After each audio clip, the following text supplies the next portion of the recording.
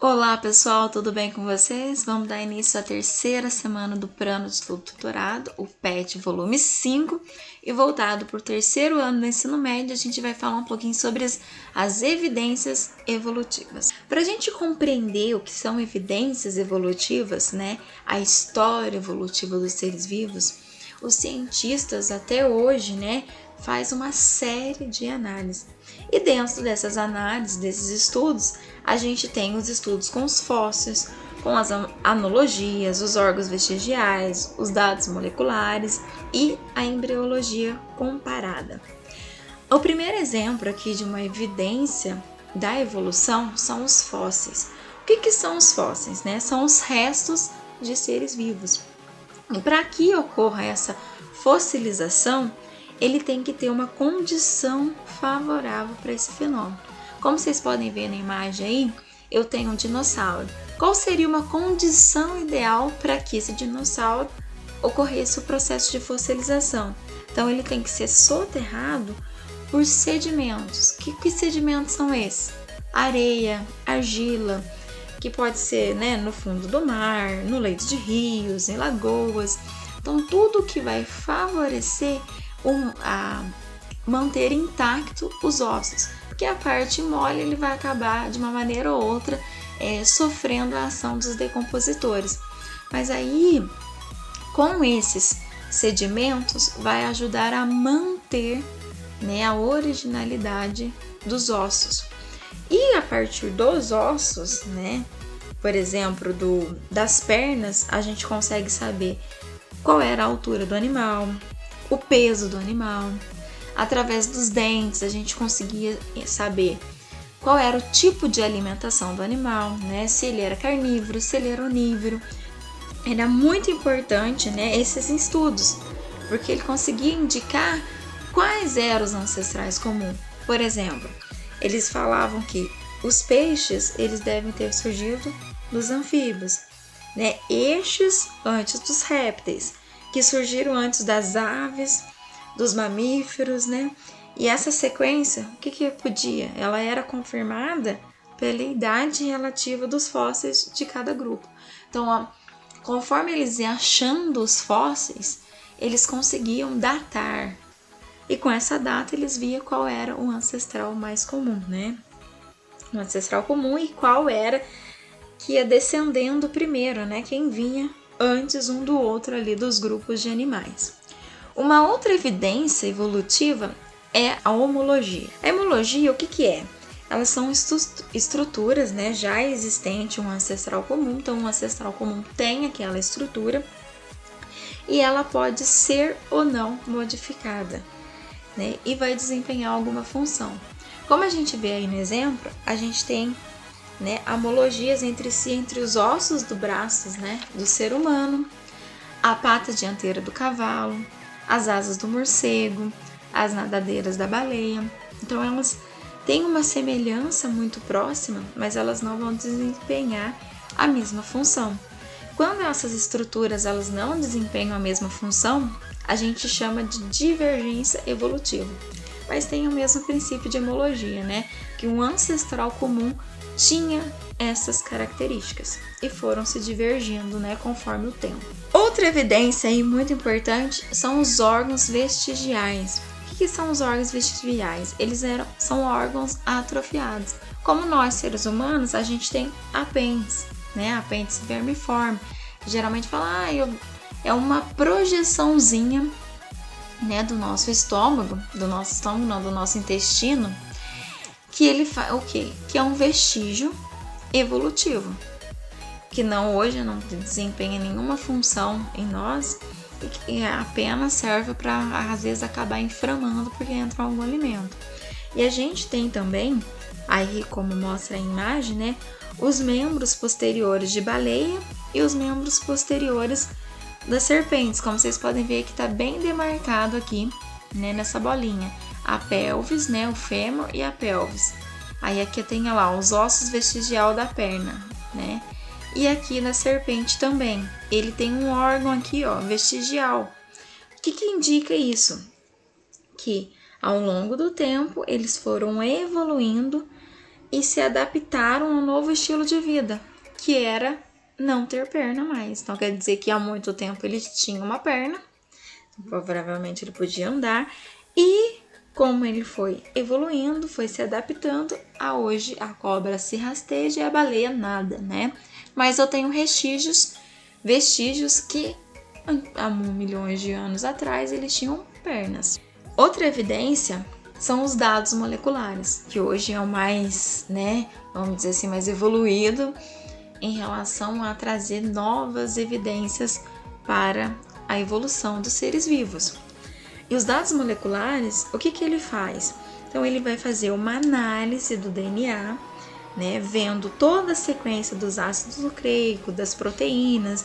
Então, quanto maior for a diferença entre as sequências dos ácidos nucleicos e das proteínas, mais distante, aquelas espécies são evolutivamente. E quando menor, a diferença desses dados, isso quer dizer que o quê? As espécies têm uma proximidade muito grande evolutivamente. Então eu consigo, na base molecular dos animais, saber a proximidade ou não dessas espécies, E aqui, a última evidência, evolutiva, a gente tem a embriologia comparada. O que a embriologia comparada faz, Ela mostra a semelhança do padrão de desenvolvimento inicial. Então ele vai analisar desde o embrião como que é a semelhança desse desenvolvimento, Então, à medida que o embrião ele vai se desenvolvendo, vai surgindo características individualizantes, que se assemelham ou diminuem de uma espécie para outra. Como vocês podem ver, eu tenho peixe, salamandra, tartaruga. Então, o processo inicial, ela pode ser muito parecido, mas ela vai se divergindo conforme ele vai crescendo, Então, a gente pode ver aí, são organismos, de menor é a semelhança no desenvolvimento embrionário. Então, cada vez que ele vai se desenvolvendo, menor vai ser a semelhança desses animais, dessas espécies entre si. Então, todos esses são muito importantes para a gente conseguir entender como que a gente foi evoluindo, durante esses milhões de anos. Então, tem todos esses estudos para trazer uma base para a gente compreender um pouco melhor. Aí, o PET também trouxe algumas questões para a gente poder abordar um pouquinho mais sobre as evidências evolutivas.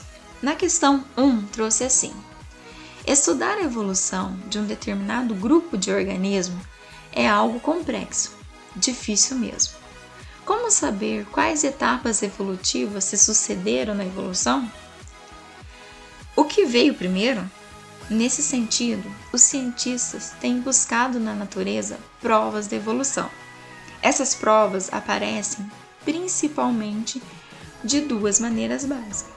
Pergunta-se: quais são essas duas maneiras pelas quais os cientistas têm estudado a evolução?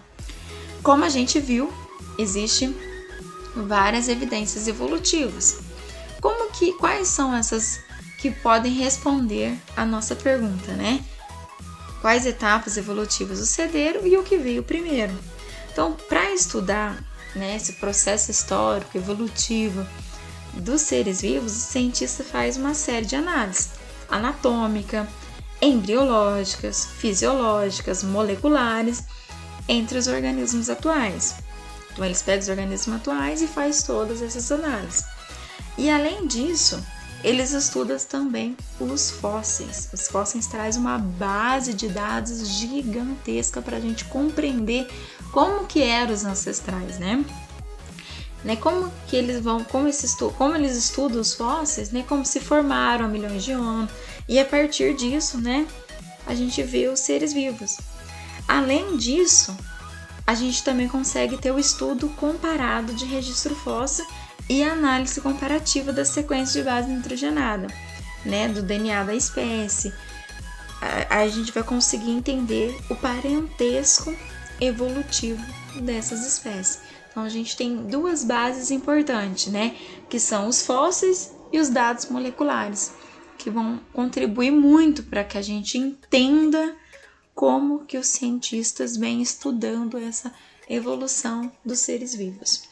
Na questão 2 da Unicamp de 2009, traz assim: várias evidências científicas comprovam que as aves são descendentes diretas de espécies de dinossauros que sobreviveram ao evento de extinção em massa que assolou o planeta 65 milhões de anos atrás. O achado mais recente, um dinossauro empunado chamado de Epictlex, esse nome é difícil aí, foi apresentado na revista Nata. Alguns dinossauros menores adquiriram a capacidade de voar, e foram eles, provavelmente, que sobreviveram o cataclismo que deram origem às aves modernas. Letra A. Conforme o texto, as aves provavelmente seriam descendentes de um grupo de dinossauros, relação cada vez mais evidenciada pelo estudo dos fósseis. Contudo, as aves modernas diferem dos répteis quanto ao sistema respiratório. Diferença essa que pode ser considerada uma adaptação ao voo. Que diferença é essa e como ela está relacionada ao voo?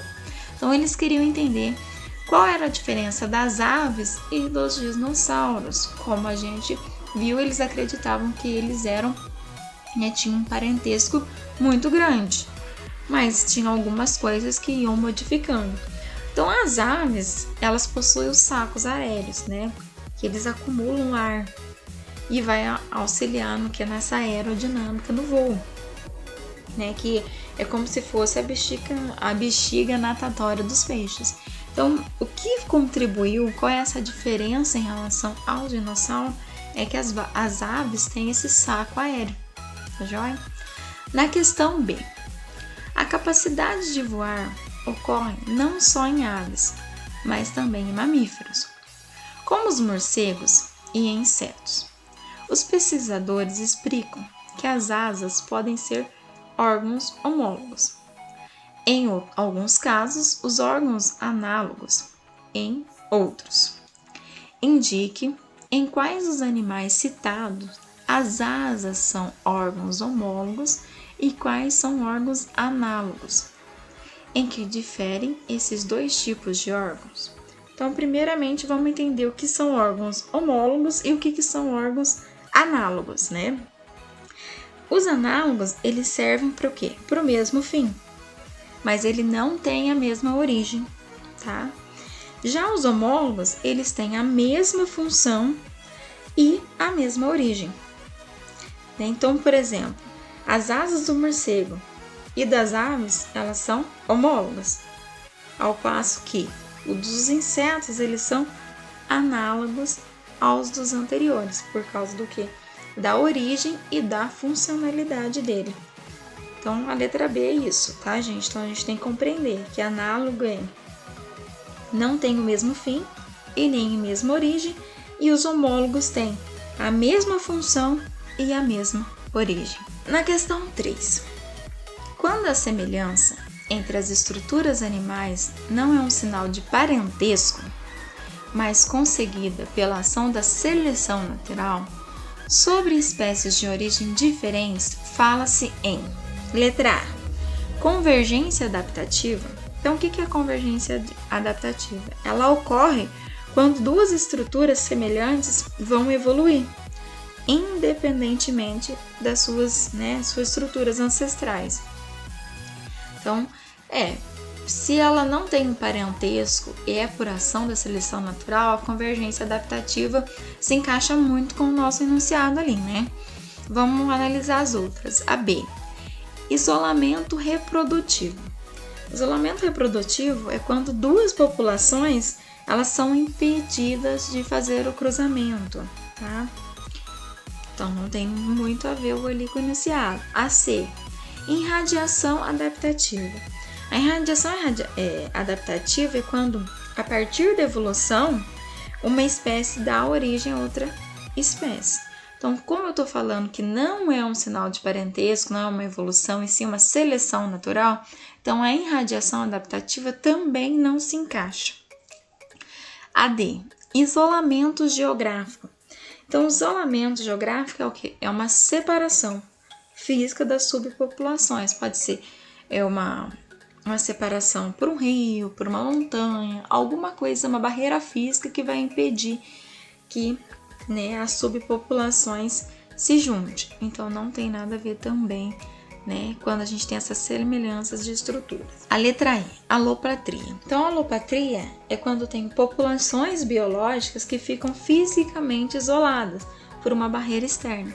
Então, não quer dizer que, né, está acontecendo aí uma evolução, uma seleção natural, nada disso. Então, a única alternativa que se encaixa, né, que está ocorrendo pela ação da seleção natural sobre espécies de origens diferentes, é a letra A convergência adaptativa. Na questão 4 trouxe assim: a figura a seguir mostra o desenvolvimento embrionário de diferentes vertebrados.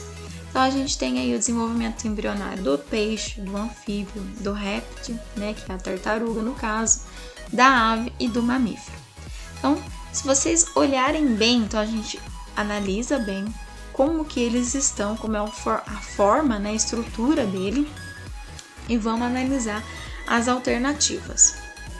Olha lá, observando com atenção, pode-se concluir corretamente que, letra A, existe uma grande semelhança no desenvolvimento embrionário dos diferentes animais, sobretudo nos primeiros estágios.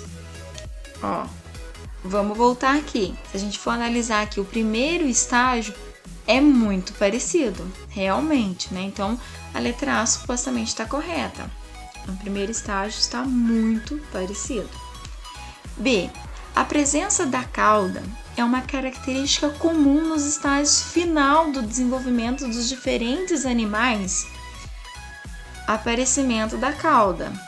Aqui, ó, por exemplo, o mamífero já não tem o aparecimento da cauda, ele foi se perdendo.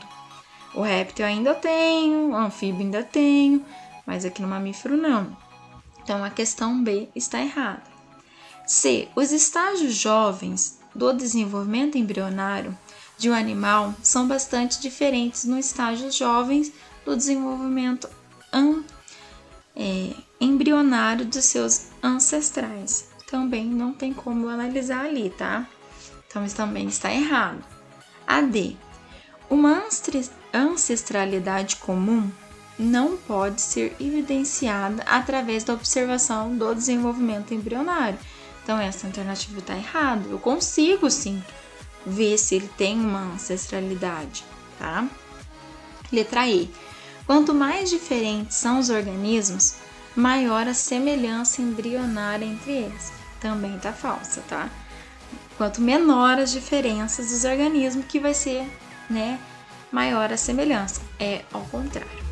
Então, a única alternativa que a gente pode concluir que está corretamente é a letra A, né? Que existe uma grande semelhança no desenvolvimento embrionário dos diferentes animais, sobretudo nos primeiros estágios. Então, pessoal, a gente vai ficando por aqui. Se você estiver gostando das correções, não deixe de se inscrever no canal e acompanhar, né, todas as correções e as explicações dos conteúdos dos PETs. E até a próxima, pessoal!